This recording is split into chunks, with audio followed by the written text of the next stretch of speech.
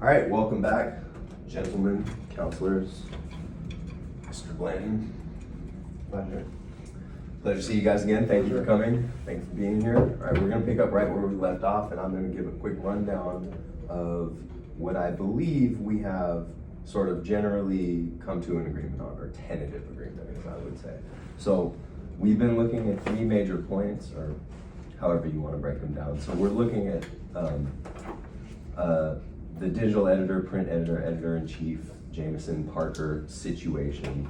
We've generally agreed, or our side of the table has generally agreed, that we will probably be comfortable bringing Jameson back, but we're looking at a contract situation. And then actually one thing that I thought of that we didn't bring up last time was that we would be willing to do a very similar setup for Parker Flynn as well. Okay. And then there's some things that we talked about, but really I don't think came to any like really solid agreement on regarding Jameson and Parker, sort of regarding Jameson's alternative positioning, whether he might take some other type of face of the brand somehow, sort of whether he takes a podcast role or an advisory role or something like that. And then Parker's sort of her training as an editor-in-chief and potential ascension to editor-in-chief at some point. You know, one thing that I did want to talk about is, you know, we talked a lot about Jameson's standing at like currently right now, but I don't really know a whole lot about his future or how long he's like necessarily expecting to like in perpetuity, or how long he's like, I don't really know a whole lot about him or how old he is or what his personal goals are or anything like that. So you guys might be a little bit better informed about, you know, whether he wants to stay on the paper for 20 years or whether he's also thinking about his next steps or something like that. I really don't know. You would probably know that. Just to talk a little bit about him, he did well in life just from all the papers that he's done, running the newspaper, being the editor-in-chief. So he could be retiring soon. I still have to talk to him about that, but he would still be interested in running the paper. That's right. His passion. Now, certainly. Of course. Yeah. We don't really, correct me if I'm wrong, but I think our background doesn't really have that. Like an age. range. Yeah. So we don't really know. We're just sort of guesstimating. Yeah, so I don't know, like, if he's near the retirement age or something like that, so we don't, that's just gonna be a disclosure I just wanted to make before. Fair, yeah. So- But I think it's better to just have that be transparent a little bit of like, at least we're kind of considering what his like professional future goals are. Because that way we don't have to be like, yeah, he'll be editor of the paper until he dies. Yeah. There's Yeah. probably something we can work out where it's like performance based. Because Gives it a more realistic time frame. Anyway, so that's everything with like Jameson and Parker, and Yeah. and then so we have a tentative agreement to reduce the print schedule to Monday, Wednesday, Friday plus Sunday, with the financial investment going to the website and sort of online resources, and then things in that regard that we haven't really talked about are potential triggers going forward to adjust the circulation schedule or the printing schedule. And then the last thing that we have is the management structure of the paper, the advisory board versus potential board of directors, and sort of the composition and what that looks like to prevent any future impasses. So those are sort of the three buckets that we have, and I think that we have some understanding on the EIC print editor, digital editor situation and the print schedule, and we all sort of like the idea of an advisory board over a board of directors, and that's sort of where I have us right now. But I just wanted to add too to that, I think you missed like the social media aspect of our paper. We did agree, or tentatively agreed to like have a more active social media presence in terms of just like establishing our brand over social media and advertising our paper. Yeah, you mentioned the writers kind of linking to the paper, things like that. Like we were cool with, I think social media we're totally cool with everything, so long as we didn't get bogged down arguing in the comments. I'll put that explicitly in. I sort of had that considered under the financial investment to like the website and online presence. Sort of. And would it be when we're talking about going back and forth between bickering between people, I think it's just mainly addressing major topics at that point, correct? Is that what you said? Yeah, definitely. So where I was hoping to start this conversation today was to see if we could potentially hammer out how we can bring in Jameson and Parker and sort of make the management structure of the paperwork. Okay. One thing that I wanted to throw out there was when I threw out bringing in both of these employees on a contract basis, I just sort of threw out the number of 1 year, and you threw out the number of 3 years for more stability, and I was wondering whether your side of the table might be interested in sort of splitting that difference and putting them both on a 2-year contract. I think I'll speak for this. I think it should run concurrently with how we did the paper structure going forward, the print versus digital, because we did agree on a 3-year, correct me if I'm wrong, but I think we did agree upon every 3 years, at the 3-year mark, we're gonna reevaluate the print versus, did we agree? I remember that. Did we agree on 3 years? Yeah, so we have the Okay. paper for 4 days, Sunday, Monday, Wednesday, Friday. Yeah, Or was I it Sunday, remember Tuesday, it. Thursday, Saturday? No, Yeah. you had it right for Sunday. Sunday, Monday, Wednesday, Friday for 3 years, absent some act of God, obviously, but in 3 years, we're gonna reevaluate the paper, lessen it if we need to, which I'm assuming we will. So I would just suggest that we don't have like a, I think. Yeah, not have it staggered. Yeah, so I don't know, that's. I mean, well, first of all, like tying together Jameson's and Parker's contracts, it actually sort of like brings our interests, I think, a little bit closer together. So like I'm less, or I think our side of the table would be more amenable to putting Jameson on a 3-year contract since we're getting Parker in. So the thing is like, here's how some of these things relate to each other from my side, from my perspective, is sort of the longer that we put Jameson under contract, the more interested I'll be in lower triggers potentially to reducing print circulation, for example. Or when it comes to the board, depending on the composition of the board and the ability of yourself and myself to retain like veto ability, the more that I have that, the less concerned I am about things like the length of the contract, or maybe we have much higher triggers to lower circulation. Does that make sense? Like some of these things are a little bit interrelated for me. Okay. Very good. Okay. Do you want to respond to any of that? or- No, I agree. Okay. Where should we go from here?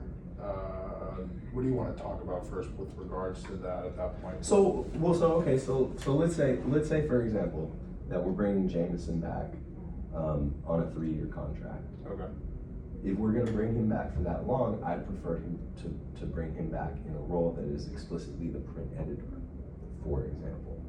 Would that be something you guys were comfortable with while we offered Parker Flynn the digital editor position? Yeah, very comfortable with it. I mean, as I said yesterday or the other day, as long as Jameson manages everything as it relates to the print. And it would be beneficial to us because we do have that agreement to have it for 3 years. So if he could finish those 3 years, then that'd be great. 3 years, and then when we do the reevaluation every 3 years, I think that would be a good time. I think for maybe both of them to have every 3 years, kind of like an evaluation at that point. Absolutely. To see like, okay, like, are they, meeting certain goals and thresholds moving forward? Is that like a performance review? We were actually talking about that, that if we think of it in terms of like a coach's contract for the football team, just based on performance, like is Jameson handling things? Is he bringing in more numbers? Is he like what benchmarks can we set? That way at those 3-year marks for him specifically, apart from the paper alone, Yeah. would be worth re-signing him for another 3 years. And I would say, I think I'll speak for my client, maybe, correct me if I'm wrong, but we would probably want like the same for Parker with setting certain goals. Like let's say she doesn't meet certain thresholds and expanding the print stuff. click through the and digital things like that, circulation. yeah. I believe that we wanted the same on both sides. I'd be comfortable with that personally. And then the other thing that's sort of related to Parker especially is I don't know how to express this in like a memorandum of understanding or anything like that, but I would like to somehow memorialize her the intention of her to ascend to the editor-in-chief when and if Alex Jameson decides to leave the paper or retire. Yeah. So I think another way of putting it is, say the paper is successful, well past Jameson's golden years career, like life, like maybe he's ready to drop that, but the paper's still going. because he's done a wonderful job of keeping it going. I think Can we guarantee? is there a way to just make Parker over both of them, or? I would kind of push back on that, and correct me if I'm wrong, but I think we probably would like to have a discussion between When? our two clients when that time comes, that to comes. have a goal moving forward for the vision of the paper, instead of just having an automatic. Well, I'm not looking for an automatic. More of what I'm looking for is sort of like an understanding that she would be the first candidate considered. I'll let my client speak to that. Yeah, I mean, as of now, both of them are the clients we're considering for editor-in-chief. Right, And Ray, yeah. I wouldn't mind like a co-editor, situation, but in 3 years, I could totally see Parker being the one. Okay. I don't see anyone overtaking Parker, is what I'm Okay. saying, and as digital keeps continuing to rise and as print continues to fall, the clear answer is going to be Parker in those 3 years. I think so, and I just like, for her benefit, and so I can also help sell her on potentially coming over, because I do think she'll be a great asset if we can get her. I just want to be able to tell her that authentically, and you know, say in our agreement, we're going to memorialize that you'll be first considered. Exactly. And I think for the time being, while they're working together, I don't mind a co-EIC title between the two of them. Or just like it, yeah, code is Right. okay. Because- Co-editor-in-chief, I think. I think that would be something that we could present probably to the union, that they would probably be happier with, like a more stable vision. Yeah, and I like Rather than having the position making essentially sure vacant. they're maybe establishing like quarterly or monthly visits between, making sure they're communicating with each other. Well, Yeah, what I I would don't- I really, don't- Kind of like my typical preference stuff. is that and I don't know if I'll be responsible for this because my relationship with Jameson obviously is not great right now, but my hope is that Jameson is really willing to sort of take Parker under his wing and impart some of the knowledge that he's gained over all these years in the industry, and really show her, you know, sort of the ropes of what's expected of an EIC, especially a print EIC, which she doesn't really have a lot of experience in. That's what I was thinking about too, like during those 3 years, we could kind of have Parker take on a role of being supervised by Jameson. I mean, she's still Yeah, gonna some have her type own of role. apprenticeship or something like I mean, that. she's still gonna have her big role in the digital era, or digital side, but having Jameson, you know, develop Because the Parker. more that we can like delineate this clear path, the easier it's gonna be Right. to bring her on. Mhm. And then also she'll be comfortable waiting in the wings as long as she Yeah, knows I that think- she'll have the opportunity to learn and be considered for I think EIC. that helps just culture-wise, company-wise, Yeah. making sure they're communicating and learning from each other, like kind of rising tides lifts all boats. Absolutely. I wrote in that maybe in case of emergency, say Jameson dies of a heart attack, God forbid, interim EIC could probably be Parker. It would probably also be us two, just until we have time to come together. Like this is emergency circumstance. Because I think if Jameson said like, hey, next year I'm planning on leaving, we can come together and decide what to do then. But if he's gone and we still have the print edition, it might be useful just to have interim Some type of EIC be contingency plan. Parker / us stepping in. Especially with her, I mean, especially if we explicitly co-name them, co-EIC, then I think that'll be pretty well implemented, I think. Yeah, and I just have that maybe like if there's case of emergency Yep. or Jameson's on vacation maybe and they need clearance for something. Parker, this being with like if she's working under him, she'd probably be like, well, this is what he would want for the paper. Say he's off on vacation for a week in a location that won't have phone service, like someone we know. That in that time, that maybe like she can just step in and call the shots until he comes back or is reachable. Yeah, I agree with that. Okay, I mean, just put it in extreme. same thing goes for Parker, right? For Parker, Yeah, absolutely. she would. Yeah, she would need some kind of contingency or backup as Mhm. well, some type of redundancy. Yep. Yeah. Yeah, I totally see Jameson being the one to step down to Parker, so Parker could definitely. I think it's entirely possible that one of these like new business ventures that we come up with, because you know we're going to be looking at some sort of creative opportunities. Like I think Jameson is going to be such a wonderful fit because he's just got so much gravitas and cachet in the community that if we were to put him in front of a camera or a microphone or even something like that, I really do think there's a possibility that it could be embraced. I also think we cultivate a lot more talent too. So, Yeah. you know, in 3-5 years, we'll see who's still with the paper and who's growing into new roles. So let's talk a little. I'd like to talk just a little bit about numbers. generally speaking, but I'd like to get some ballpark figures down. And so I want to talk about the print circulation. So we are agreeing tentatively to shift to a Monday, Wednesday, Friday, Sunday print schedule. But that print schedule is going to be contingent on making sure so there's two factors that we were given. One is circulation numbers, so the amount of people that are, like the amount of vendors that are moving the paper, and then we have advertising revenue. And so I think that we should tie the triggers to one or both of those. And I'd just like to get some like preliminary figures on like what those numbers could be going forward. Like, So are you looking for percentages? so or- basically what I would say is that like a percentage drop in advertising revenue could trigger a change from a Monday, Wednesday, Friday, Sunday print schedule to say a Tuesday, Thursday, Sunday print schedule or something like that. And my question is like, can we get some ballpark figures for what those numbers would be potentially?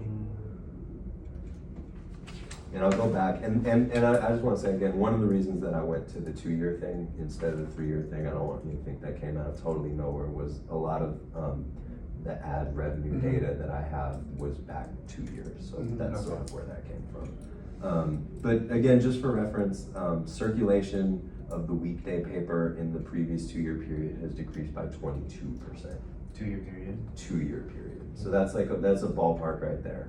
And the revenue from the print edition is down by 29%. So those are the numbers that we're working with. So basically how it would work is, the lower the trigger, the easier it would be to hit, and therefore the accelerated, reduction of print would be. Whereas the higher that number is, the longer that the print is going to stick around. I'll speak on this. The problem is with the numbers, with the percentages, is the percentages don't dictate how much actual revenue are being generated from the advertising, from the print and the digital, because digital has been a very recent trend within the past 10, 15 years, I would say, correct me if I'm wrong. I would say 20. 20 years. But what is that number that it's increasing from? Because I think we're playing with a little bit of ambiguity here with just going based off percentages. I think there has to be hard numbers that you would have to go below rather than just going based off a percentage. Because let's say, for example, if the percentage of the digital is very small, it increases, Right, proportionally by 20% or whatever. And but that's- that might not be even a 20% increase But in a that might- smaller pie would be like less substantial than a 5% increase of a much larger pie, for Yeah, example. so that's what I'm kind of concerned about, just Yeah. going based off percentages, is because generally speaking, and this is just from outside of this paper in general, is newspaper revenue is mainly generated, as of right now, is still mainly from the print, printing it and selling it, and print advertising. Right. Those are the two main drivers of a newspaper still. So I don't know if we can agree on a percentage decrease at this point. I think we would have to have more detail on that, and correct me if I'm wrong, but I think that would just be I don't know if we can agree to it. Can I ask if you guys have any like statistical information? Yeah, I mean, that- I'm that putting you- it out, but I mean, just that like that might Yeah, 'cause differ from ours. That's kind of all we have. Yeah, we really just have these percentages. so we do have those percentages of like the same ones that you have Uh-huh. in our fact pattern, but there's not like a hard number value, which Yeah. is really difficult. And this is just from what I'm viewing this, is it doesn't say it's a 22% decrease from, let's say $8 million in revenue compared to maybe Right, a digital. 30% increase of $1 million of revenue for. And that's my thing, is like, we don't know the numbers that we're actually playing from, it's just percentages, so it's not like you don't get a clear picture with it. Let's start with the baseline. I think if we say the paper just has to continue to be profitable, like the paper needs to pay for itself. Like we shouldn't be pulling money from the digital side of things to pay for the paper print edition. And I think if we say if let's just assume that like it's still profitable on its own right now since it is the base of our It is. revenue. If we cut back to 4 days a week, that would save us money, allow us to invest in digital side, get that up on its own. So it's always, I think for me, it's always going to be, can it pay for itself? And, you know, obviously pay for the people that work the paper, write the paper. Costs. It's just, I think it's very difficult to just go based off percentages, and that's just Let's think about this, because I think that's valid. I'm not entirely sure that we couldn't get away with it if we had to, but is there any other, like, what other metrics can we use? Can we create a metric right now, like literally just be I like the we'll one list that your attorney things? mentioned, Yeah. as long as the paper stays profitable, which I don't see it being unprofitable in the next 3 years, especially if we lower it by 3 days, because it's already profitable now, but. Because it would almost be, Because it needs to keep a profit margin of 5%. Mhm. I think as long as, Might be. because since we're rolling it back now, I feel like that, because. Okay, well, actually, yeah, what you just said might be the key, because I'm looking at it as a decrease. But if if it decreases a certain amount, but what you could say is if it falls below a certain threshold, Which right? is profitability. Which is Yeah. profitability, and then we can say. Revenue and like, so- expenses are always going to change, but if we can keep. Right. Yeah, because since we're decreasing That's the a good paper, point, yeah. since we're decreasing the overall print from, every day, or now we're doing this 4-day thing.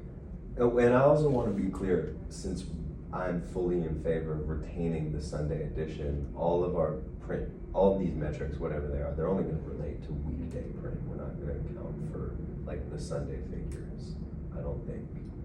So they're not gonna help our metrics, is that what you're saying? Oh, actually, that would damage yours, wouldn't it? Yeah, Because because that Sunday is like. I didn't mean to most sneak profitable that day. in and all. I was trying to be like objective. I think we can about just it, look at yeah. all 4 days as a whole Okay, and see if yeah, it's yeah, profitable.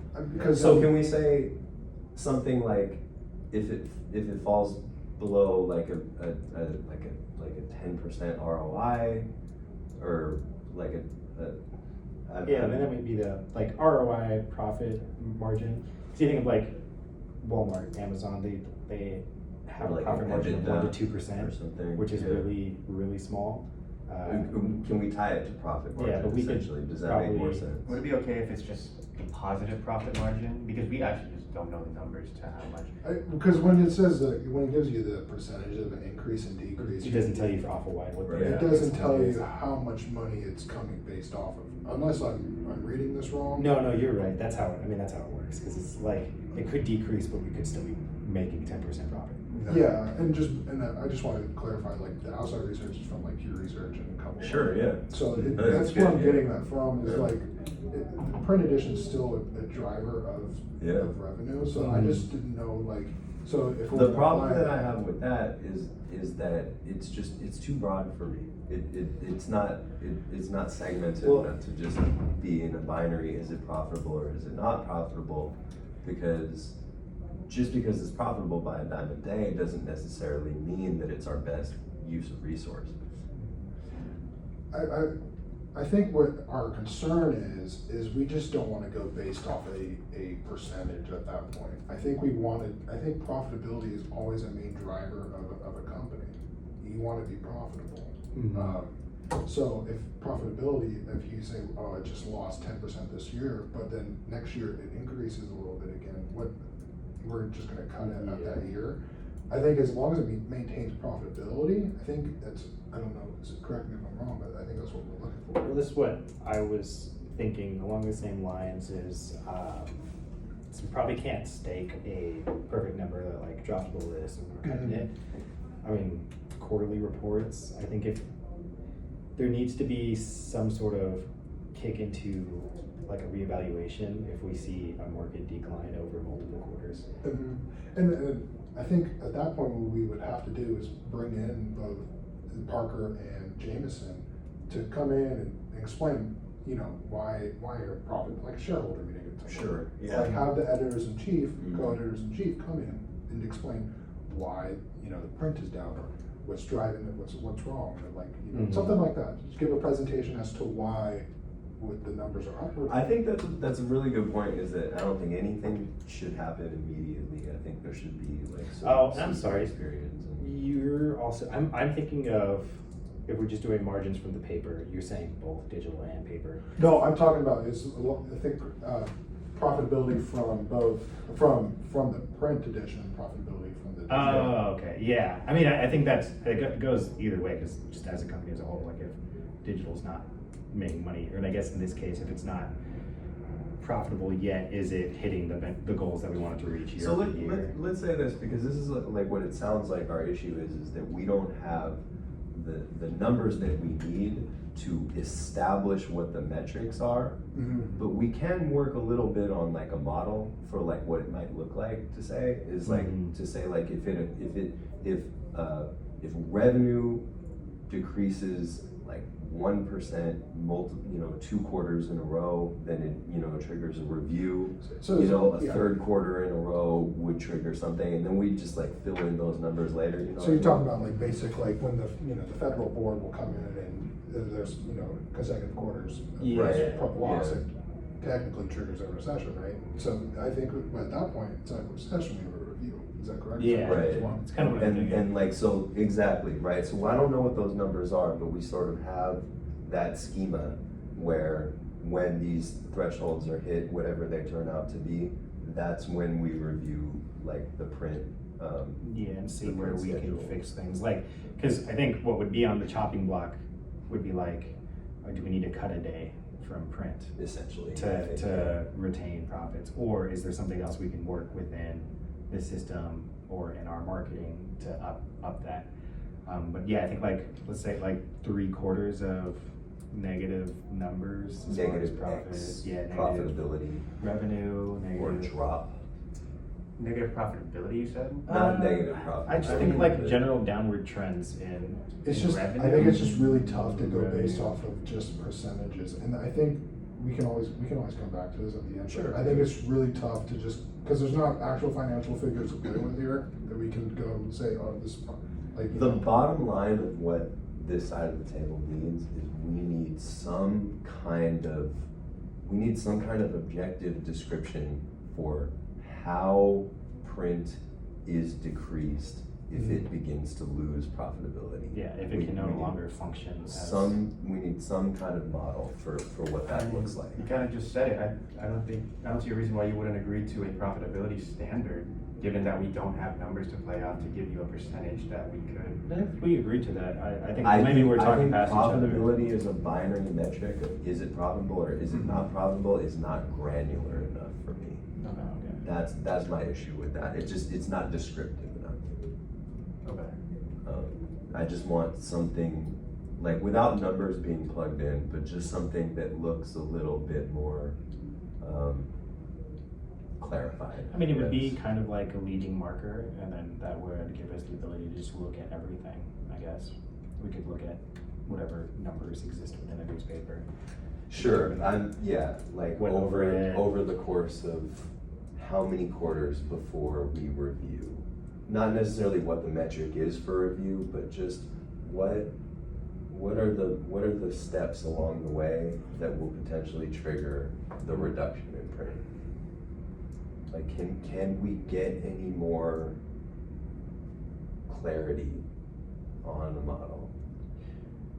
I think it's just, for me, just going based off, I don't know how to, math is very hard sometimes, okay? So going based off percentages can be hard, and I just don't know how we would, I think this would be another, like, a long time to come up with like a model like that, just for me personally, I think it would be. Could we say something as broad as, if the paper is declining, however we describe that, whether it be profits, readers, vendors, that we continue to decrease its print? Because I think we're both cool with, and by both clients cool with, keeping the print, so long as it's able to survive on its own, but we just don't want to keep it on life support through other businesses. I'm pretty comfortable, because as long as we're not able to depending on how some of the rest of this conversation goes as we finish this off, I would generally be comfortable leaving this particular meeting with an understanding of if the print was not in itself profitable, then that would sort of immediately trigger a print reduction. And I know that that's a little bit more stringent than what we were saying with the review, but with the metric for reduction being so much broader, I feel like that's how I would be comfortable leaving this particular meeting. And then in the future, we can revisit what the print schedule looks like. But if we were to say, if the print is not in itself profitable, then it will be reduced to 3 or in consecutive year over years, Yeah, I think 2 days a week, Monday, Sunday, and another day. And then we can develop that further. But if we're gonna leave it that wide, then I want the consequence to be that clear. Yeah. Are you talking about the consequence if we don't hit a certain mark, then it will automatically decrease from 4 days to 3 days? Yeah, and I think The mark of profitability, right? yeah, because I was gonna say, I mean, it also isn't instant. It isn't like, okay, this quarter it's not profitable, but like this is our lowest reading month. I think we just need to give the paper a long enough time horizon to kind of see that. I agree. Of course, I'm gonna agree with my client. I think it's worth saying that like we just want to be able to know that we can continue to use the paper if it's not performing. But I think we're open to giving a long enough time to assess. To implement our new strategy Yeah, that we come absolutely. up with. Things could look completely different come next month. Yeah. Not next month, but you're gonna have to give it some time to, Yeah, for or, us to you know, properly Yeah. implement the new. So for your idea, would you be interested in doing it on a quarterly basis? So if the print's not profitable for a certain quarter, then the automatic decrease in a day? Well, that actually is a little bit quicker than even what I'm comfortable with, because, you know, I want stability. That's important for all the parties here, even the parties that ain't at the table. But I would say if we were gonna use a quarterly basis, then I would say, you know, 2 quarters in a row would automatically trigger a print reduction. Instead of doing such a big, And again, I want to emphasize, this would be like probably our most generalized understanding that we let this. and I agree with that, because this is very broad of like what we're coming to an agreement here with. It's sort of like one of those, like, my interests are satisfied if we come to that general agreement. If your interests are satisfied, then we could look to, you know, hammer out some. Then rest of all these of like the details. smaller details. Yeah, could we just do a review at let's give us, I would say half a year, every half year, do we do a big review or something like that? Because I think a quarter can, I don't know, Could be deceptive. yeah. Yeah. Well, that's why I would, and again, I want the stability. I don't want to make abrupt changes. I don't think it's good for the paper. Yeah, and I just want that clear trigger of, if this goes wrong, we don't have to review it. If it's not profitable, for example, and let's say, again, not to start this in even Q1 of 2026, but maybe even to start the review in, say, Q2 or something like that, to allow us to form different strategies and different approaches for what we are already gonna have as a revised print schedule. I mean, even Q3 or Q4 or even beyond that. But then once we get to a point where we have fallen into a pattern of Monday, Wednesday, Friday plus Sunday, you know, my position would be, for example, on the profitability standard, if this paper is not profitable in 2 quarters, and that means you get that warning of Q1 not profitable. Another quarter goes by, that's gonna be an automatic reduction of a day. Yeah, I think in my head, what you're explaining is goes to like a recession year, 2 quarters, it's confirmed that okay, it's not Like you doing said. well. Yeah, it's more. Hits review kind of gives the paper an opportunity to change strategy So- for 2 more quarters. But we come back into that new year and nothing's changed, kind of like reduce a day. Yeah, because just from a recession standpoint, 2 consecutive, as we said, I think we're all in agreement. It triggers, it's a recession, but can we just do it as 2 consecutive losses? Right. Triggers a review. Yeah, some new strategy. That's not necessarily what I'm comfortable with, because if I want clarity on if this paper is not profitable, the review should come after the first quarter that the paper is not profitable. If we go a whole other quarter and the paper isn't profitable, and again, I'm talking a year down the road from here, then we already have the review. You know, if we're dropping revenue, if we're dropping circulation after a quarter, and we review, and then we go another quarter and nothing changes, that's where I want to say, this is a trigger for reduction of print.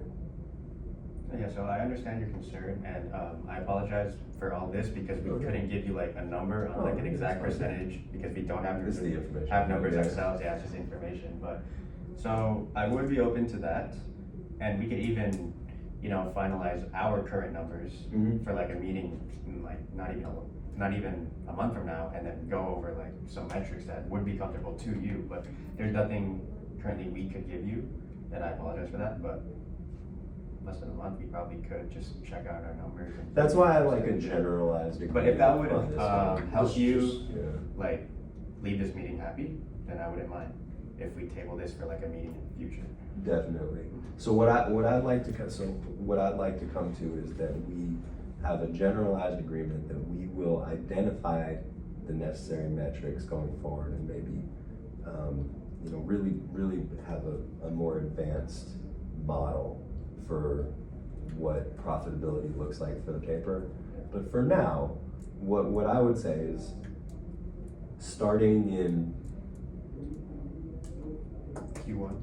I mean, that's so soon. I That's would, that's a quick turnaround. I'd you say. know, I would I'd say starting by in next year. Q3 of 2026 is like, that is where it, for now, contingent on a future agreement. Mhm. Starting in Q3 of 2026, if the paper falls below profitability for 2 straight quarters, we are looking at an automatic reduction to 2 weekdays and a Sunday rather than 3 weekdays and a Sunday. And that's like contingent on future negotiations, which we obviously will not have. Because we'll be done, but.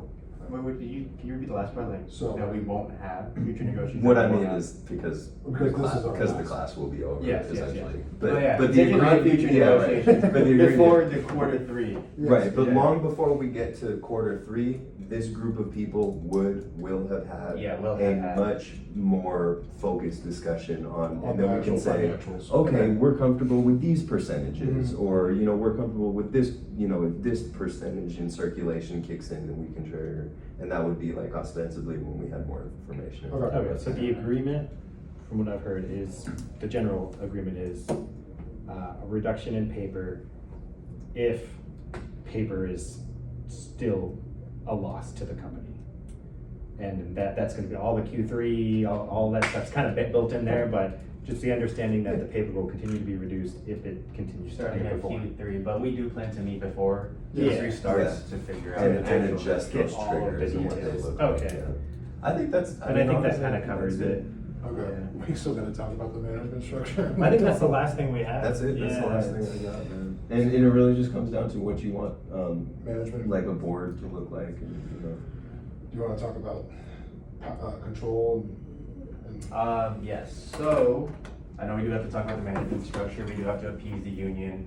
So my only concern is, I know you apologized for firing Jameson, but my only concern is something like that happening in the future, Mhm. which is why I'm pushing towards having more control over management and operations. You yourself.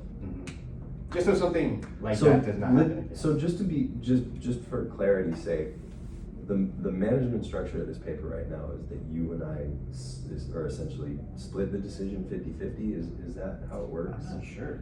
I But think- I think we're 50-50. I think that's what it is, It's like. 50-50, but Right, like we we fired own, Jameson, so I don't know if it was 50-50. right, exactly. And we're just talking like strictly business organization structure, 50-50. Right. It's kind of like, I have a vote, you have a vote. Like, that's what it's supposed to look like, That is what it's right? supposed to Outside of Yeah. my decision over Jameson. Mhm. What it's supposed to look like right now is 50-50 you and me, I think. Yes. Right, okay. So are you saying that you would like to increase that? No, I'm Or actually. retain that I'm and just actually- exercise it? Yes. Yeah. At least retain an exercise Yeah. on my end. I personally don't want to lose my veto power either. Okay. And I feel like we, you know, after this episode, I think we're gonna see a lot more eye to eye and work a lot better together. So I don't really recommend that either of us necessarily give up our power of veto to a board of directors as the union suggested. Okay. I'm not necessarily in favor. I'm not in favor of the union tie breaking us either. Right. But we still have to figure out who would, which is, I guess, why we're here. I'm in favor of some kind of an advisory board in which you and I both supply 2 members and the union supplies a member. I'm very comfortable with that. Their votes and decisions would not be binding, and final decision-making power would still rest with you and I. I don't know if that will satisfy them. They're not really real people. They'll accept what we want, but I don't know if that would fully satisfy what they want or prevent the walkout. Do you think that would? I think it would prevent the walkout, but I do you think- think that would be good for our company though? What I think is, as long, if there is a, Give me just a second. Keep going, keep Go going. ahead. what we're looking for is we kind of, this advisory board doesn't have any power, correct, is what you're saying? The power is more of like a recommendation. Like I would say. a recommendation, but you don't have to follow, there's nothing in place where you have to follow the recommendation. The sole power relies between you two, is that correct? That's my understanding. So if we have a yeah. conflict, it goes to the advisory board, they say something to us like, oh, we prefer Logan's view or we prefer Blandon's view, and then we choose to follow it. Yeah. Okay. Here's just a quick recap of the issue, Mhm. what we have from the staff and the union, the walkout, is that we understand the core issue to be that they're tired of being unsure about the paper's future, which I think we've kind of come to a collaborative vision on what we see, so that kind of fixes that. Showing them your dedication to bringing the paper into a modern era, reliable, sustainable way to help assuage their fears and give them more confidence. So I think a large part of the staff walkout is just this meeting alone. If we can come back with a shared vision, which we've kind of hammered out, You think they'll be? it fixes a lot of that. I think the main issue is sort of deadlock, and then management. So I was thinking we could have a little bit more robust bylaw system of like, you know, HR even. If this person does this, like, you know, they need to be fired. If they murder someone, they're fired. Like something like that. We can work out a better employment contract, everything like that. But in the case of something extreme, like what could we do if, say, Jameson, instead of us firing Jameson on the spot, because we would have gone to you and been like, hey, we want to fire Jameson, and you probably would have said, no, you're not going to fire Jameson. How do we fix something that's deadlocked like that? We don't have anything on the table that's gonna do that, because you're not giving anything up, I'm not giving up, and we're not gonna hand it over to the board of directors. Because So we it's both kind share of- that, right? So it's kind of a fair question, yeah. So would you say there needs to be a neutral arbiter at this point? And that's It's the not a hardest. bad idea to put something like that in. Would that be binding? Yeah, I think the arbiter should be fine, I think it could be. as long as it's not a union. So, as Right, long as it's yeah. not a union person, would it be like, just know as a suggestion here, would you guys hire an HR director to handle this, something like this, like as you suggested? As an arbiter? Sort of, I was thinking an actual. I mean, there's arbiter. professional services that I Yeah. think would handle that. But We, would it we be- can contract about who gets to choose and where, what pool they choose from, right? They say you can choose from these 5 arbiters or Because something. I'm leaning towards in my head. But I really like that idea. It's like a Yeah. final, because that I think will fully, because we're not sure that that the union will be completely satisfied with having a seat on the board of an advisory board, right? But if we can bring them and we can say, you and I, these sides of the table have agreed that any unbreakable impasses between us will be solved by arbitration. I think that would probably prevent the walkout, because Yeah. it would address their main concern, which is the inability of management to break impasse. And when we write up these sort of laws or bylaws that we're gonna hopefully establish within the company to give it some better footing than we've had, we would probably want, you know, a little bit more leeway and freedom in the digital hiring and firing on that side of things. Is that something that you guys would want a little bit more on the print side of things? Yeah.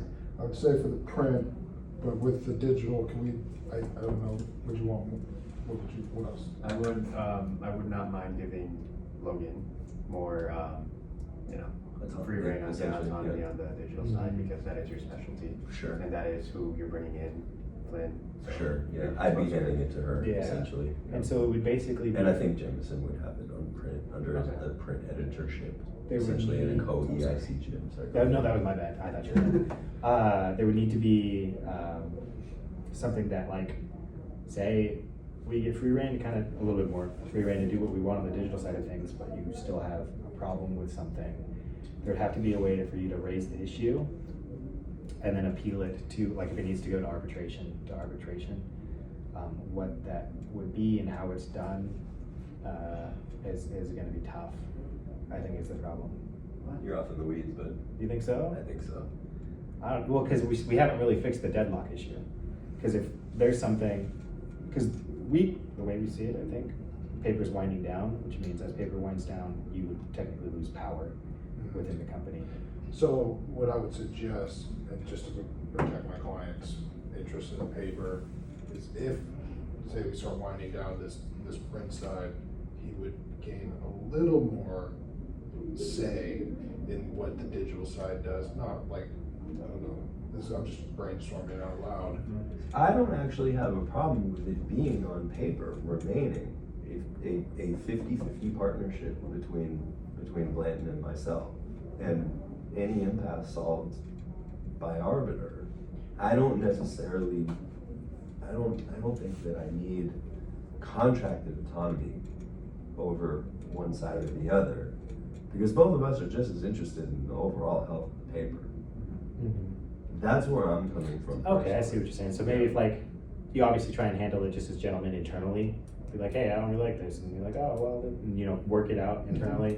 But if there is like a genuine issue, it's like, hey, First it goes to let's- the advisory board, and then then it we'll- goes to arbitration. The advisory board, it's a non-binding opinion, but it kind of will guide you into like Yeah. thinking, this is what I would say, the employees of the company would want. Right. Sort of guide you in that way. Mhm. It's not binding, but it's there, just so you know. I mean, in all honesty, if the advisory board's opinions and decisions are not binding, and it was the difference between the staff walking out and the staff not walking out, I would even afford them more space on the advisory board.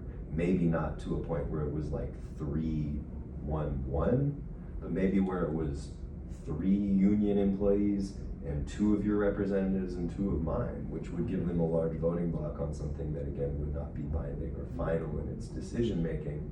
But we just want to make sure that they're feeling heard. right, that they Yeah. feel I think- heard, I and think that we that's- have a mechanism in place to break impasse. Because, correct me if I'm wrong, both of you do want to maintain the control. You do not want to give this up.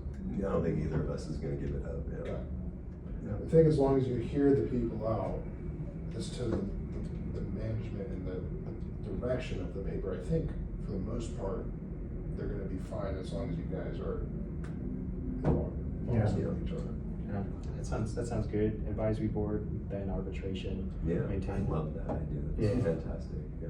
Then let's hammer that out real quick, and I think that's. So this is what it looks like to me, I think. See if you can follow along and correct me where I'm wrong. So we're going to go ahead and offer Jameson and Parker editor positions, print and digital respectively. Both of them under a co-EIC title, but both of them with very delineated responsibilities for now. Yes. We're gonna offer both of them a 3-year contract.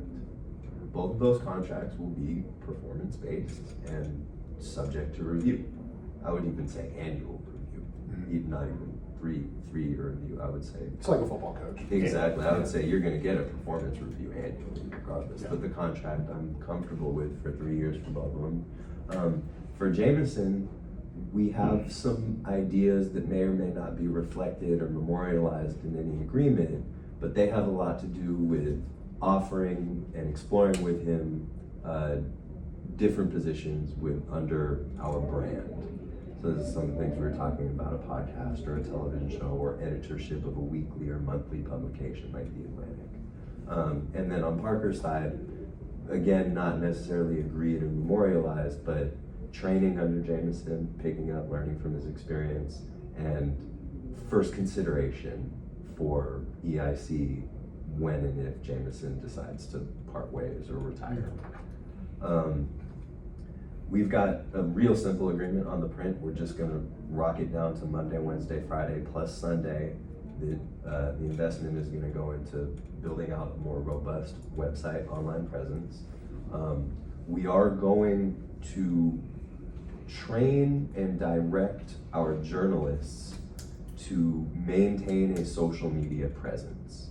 And the main thrust of that social media presence is going to be to draw viewership and highlight the strength and authority of our brand, essentially. We're going to create triggers that would potentially reduce the print schedule. And right now, tentatively, we hammered out that complete falling under profitability for 2 straight quarters starting in Q3 2026. Hopefully long before then, we will have worked out a much more advanced and detailed metric for print reduction from that point. We are going to bring this unified vision to the union, and we're going to present them an opportunity to have representation on an advisory board that will help you and I break any future impasses. And if that advisory board is not able to break the impasse, we're also going to show them that we've entered into a contract to arbitrate when necessary. I thought they're just allowed to give an opinion. It's non-binding on everybody. How did I characterize it? I think the way that I heard you say it is they're just going to vote on something, and you kind of had to go, oh, okay. Good distinction. Good distinction. It Yeah. is a non-binding Because they're vote. non-binding opinions and decisions from the advisory board. The composition of the advisory board, I think we can sort of leave open to a certain degree, because ostensibly that would sort of depend on conversations with the union. And I'm generally flexible on that as long as I don't have to give up my 50% veto power. I'd be comfortable with them doing the whole fucking thing, I don't care. And that's the agreement that we have in place. Like, am I missing anything? I don't think so. I think we did everything that we needed to. You said we don't need to we got to do this agreement now. Yeah, but we can, once we, But I think we're done. I mean, like, that's what I'm saying, are we? I think You know what I mean? I think we covered Yeah. everything. We'll just go through this packet real quick and make Yeah, sure. let's just do like final checks, because we got 15 or 20, so if there's anything that I missed or anything you wanna cover or put into what the agreement would be. Board directors, joint vision, specific steps to advisory. Yeah, we prevent the walkout with the advisory board. Yep. Assuming, I think that's everything. Live news studio, photojournalism. My 2 favorite ideas from this conversation have been a monthly publication like The Atlantic and arbitrating the impasses. Those are like my 2 favorite. I just like, we came to a lot of really cool things. But we're not doing the CNN Plus thing. No. No. Yeah. Anything else? I think that's it for now. It's all the major issues, Yeah. yeah. Pleasure. Pleasure. Very much looking forward to the continued profitability of the Baltimore Herald. So you got it? I got it for you, yeah. For sure.